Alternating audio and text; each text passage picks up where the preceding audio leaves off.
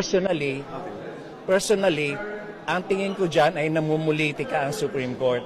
Kasi yung opening statement pa lang ng decision, sinasabi nila na impeachment should not be a process for to even out political scores.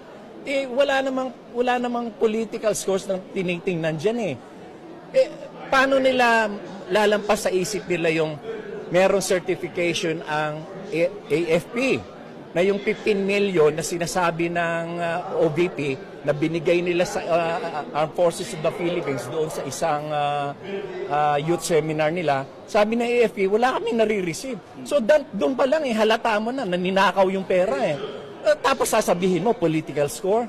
And paano na yung mga Mayor Grace Piatos na isinertify ng PSA that there are about 900 individuals in the list who are not existing. Wala mga birth records. Paano mangyayari yun? Even si Chair Jokno, nagre-reklamo, bakit yung pangalan niya nandun? Political score pa rin yun. Halata kasi na itong Supreme Court is just siding with Sara. Ako nga, dinisbar ako for a much lesser offense. Samantalang si Sara, katakot-takot na pagmumura, katakot-takot na pagbabanta ng pagpatay ang ginawa niya, hindi siya dinidisbar. So ang Supreme Court talaga, tuta ng Duterte.